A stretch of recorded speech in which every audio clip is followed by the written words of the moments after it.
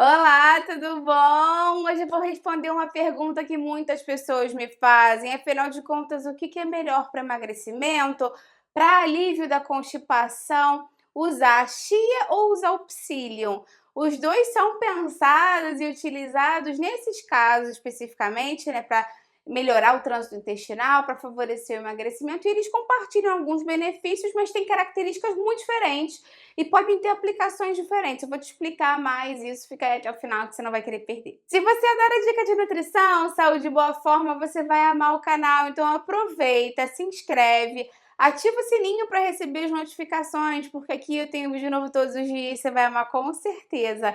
Aproveita também e dá um pulinho lá no Instagram, me segue por lá que eu tenho outros vídeos, dicas, novidades. E é o mesmo nome aqui do canal, @nutricionista Patrícia Leite. Se você já adora mais dicas para melhorar a constipação intestinal, para melhorar o emagrecimento, deixa a curtida no vídeo que eu já sei que você gosta desse tema e vem e faça mais coisas e também assim você me ajuda muito aqui no YouTube. Vamos começar falando então desses dois alimentos tão interessantes para melhorar a constipação e para melhorar o processo de emagrecimento, que é o psyllium e que é a chia. Na verdade, eles têm características parecidas. Quando a gente pensa neles, normalmente a gente pensa como se fosse um suplemento, né? Mas não é um suplemento necessariamente, porque é um alimento de fibras, mas eu digo suplemento assim, porque o psyllium também pode ser vendido em cápsulas, pode ser vendido na forma de suplemento alimentar. E a chia, muitas vezes, também pode ser vendido o óleo de chia ou a farinha de chia já em forma de suplemento. Mas, enfim, sendo suplemento ou sendo alimento que você acrescenta na alimentação mesmo, né, na sua rotina do dia a dia, eles têm características muito interessantes. Vamos comparar os dois, então, em termos de calorias, proteínas e tudo mais. E eu separei uma porção de 10 gramas para ficar equivalente. Claro que o psyllium acaba sendo mais leve, então 10 gramas de psyllium pode ser uma colher de sopa super cheia, e 10 gramas de chia é uma colher de sopa mais tradicional. Mas aí você já sabe, né? Que se você tiver uma balancinha aí, você já consegue fazer equivalência em casa. Nesses 10 gramas de psyllium, ele tem 20 calorias, com 8 gramas de carboidrato, sendo que desses 8 gramas de carboidrato, 8 gramas são de fibra, ou seja, ele é fibra pura mesmo. Ele tem 0,4 gramas de proteína e nada de gordura. Então, o psyllium realmente é um alimento que é fibra pura praticamente. Então, ele tem um valor calórico mais baixo do que o da chia, porque a chia, apesar de ter muita fibra também, tem menos do que o psyllium, mas ela tem outros ingredientes, ela tem proteína, ela tem gordura. Quando a gente vai analisar essa mesma quantidade de chia, 10 gramas, a gente já sabe que ela vai ter aproximadamente 40 calorias com 3 gramas de carboidrato, sendo que desses 3 gramas também, 3 gramas são de fibras, ou seja, carboidrato absorvível dela é praticamente nada. Ela tem 2 gramas de proteína e ela tem 3 gramas de gordura, mas é uma gordura extremamente saudável, precursora do ômega 3, que age como anti-inflamatório no nosso corpo. E a gente sabe que quando o nosso corpo está mais inflamado, ele tem mais dificuldade no processo de emagrecimento. E consumir mais alimentos anti-inflamatórios pode favorecer o processo de emagrecimento também e saúde, né, de uma maneira mais ampla. Eu tenho um vídeo falando mais aqui sobre os sinais de inflamação no nosso corpo e uma playlist de dieta anti-inflamatória. Eu vou deixar essa aqui embaixo na descrição para você. Essa questão da gordura também facilita no caso da constipação, porque a gente sabe que a gordura atrai, ela, na verdade, ela vai fazer com que as fezes fiquem mais umectadas e sejam mais facilmente expelidas lá no final do nosso intestino. Isso porque às vezes as pessoas que sofrem com constipação, as fezes já estão há muitos dias paradas ali e acabam ficando ressecadas, porque grande parte da função do intestino grosso é fazer a reabsorção de água. Quanto mais tempo você fica com as fezes paradas, mais ressecadas elas ficam. Então, consumir alimentos que sejam ricos em gorduras também facilitam a umectação, a hidratação, digamos assim, desse bolo fecal, facilitando a expulsão dele. Na verdade, em termos de saúde, as duas são muito interessantes e a fibra do psyllium, ela age também absorvendo parte do líquido daquelas fezes. Então, se você tá com diarreia, ela pode ajudar a regularizar o trânsito intestinal, e se você tá com constipação, consumir o psyllium e beber bastante água ajuda a hidratar esse bolo fecal.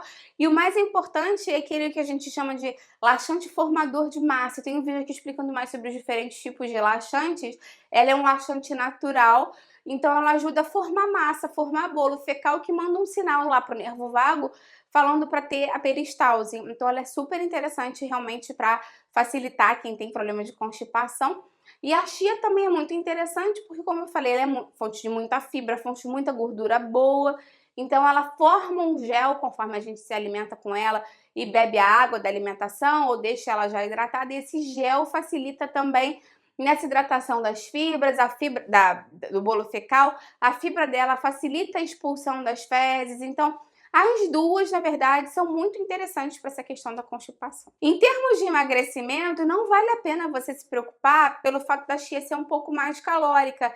Isso porque, na verdade, como eu já falei, essa gordura dela, que dá o valor excedente de calorias, é uma gordura muito interessante anti-inflamatória e a gente já sabe que a gordura também tem um papel muito importante em aumentar a saciedade da gente, segurar a fome por mais tempo.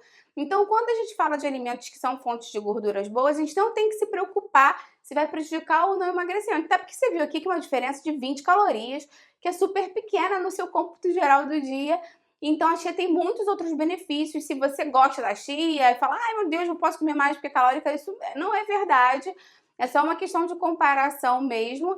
E dá sim para você acrescentar. E o melhor da chia é que ela é super versátil. Você pode consumir ela em cima de iogurte, salada de fruta, pode misturar no suco, pode colocar na salada, é recheio de empadão. Eu tenho muitas ideias deliciosas com chia. Tem uma playlist aqui de chia, de receita com chia e linhaça, e vou deixar aqui embaixo para te inspirar também. Com relação ao psyllium, ele também acaba sendo muito versátil. Muitas pessoas usam psyllium, mas assim, vitamina, suco verde, nessas preparações mais de bebida. Mas não precisa usar só nisso. O psyllium você pode bater ele no liquidificador, ele vira uma farinha, como se fosse uma farinha, um pó dele, né, digamos assim. E você pode usar ele em pães, em panquecas, em empadão, em várias massas diferentes, cupcakes. Ele age também hidratando um pouco do líquido, dá uma consistência maior a essas massas e acaba que ele é muito neutro de sabor. Nesse quesito, os dois são muito parecidos porque eles não alteram o sabor como uma linhaça, por exemplo. Então ele entra muito bem em preparações doces e salgadas e preparações de padaria, que a gente chama assim, né, para fazer massas, pães, bolos. Então tem muitas receitas com psyllium. Se você quiser que eu faça, inclusive, alguma receita aqui no canal com psyllium, coloca pra mim aqui embaixo que eu venho e faço algumas pra você. Tenho que deixar um parênteses muito grande aqui, porque quer você use o psyllium ou a chia para emagrecer, quer você use para o trânsito intestinal para melhorar a constipação, é muito importante que você aumente a sua ingestão de água no dia a dia. Isso porque se a gente começa a consumir muita fonte de fibra e não consome água, trava o intestino. É só você pensar uma esponja de limpar louça. Se a esponja está muito ressecada e você coloca ela numa tubulação, digamos assim, né? Pensa no nosso intestino. Se você coloca ela ali ressecada, ela meio que dá uma prendida, né? Não passa nada ali, a água e tudo mais. Agora, se a esponja tá macia, hidratada, a água vai passar por ali e vai seguir o fluxo. Ela vai ficar mais maleável, mais molinha. Então, é interessante que você pense na fibra como se fosse uma esponjinha e lembre que ela sempre tem que ser hidratada. Então, quando você acrescenta algum tipo de psyllium ou chia ou qualquer outra fibra na sua alimentação, se você aumenta sua ingestão de fibra, precisa muito aumentar a ingestão de água, senão tem um efeito contrário. E também até para a questão de saciedade, se você consome a fibra e bebe bastante água, elas formam aquele gel, aquele bolo, né, de fibras mesmo no seu estômago e distendem, que dão essa sensação de saciedade que você quer para ajudar no emagrecimento. Então, fibra, água, pensa sempre assim. Eu sei que para muitas pessoas é difícil acrescentar mais água no dia a dia, e aí eu tenho uma dica aqui, na verdade 9 dicas, um vídeo de como fazer disso um hábito. E eu vou deixar algumas receitas também de águas flavorizadas aqui, porque tem gente que não gosta, né, de beber água porque não tem gosto de nada.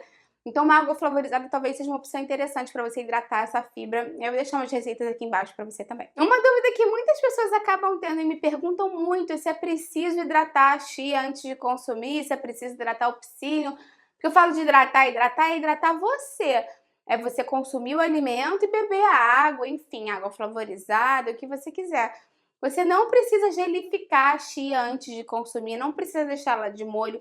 Para algumas preparações a gente faz isso para ela dar uma consistência diferente, mas para ela ter os benefícios, né, relacionados à saciedade, e relacionados ao trânsito intestinal, essa hidratação vai acontecer no seu estômago, onde ela vai virar esse gel lá mesmo. Então não precisa se preocupar com isso.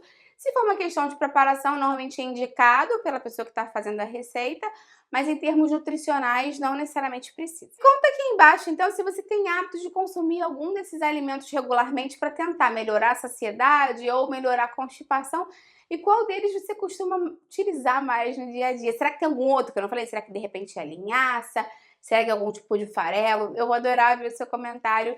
Dá uma curtida no vídeo, que isso me ajuda muito, e compartilha com quem vai gostar, com quem precisa.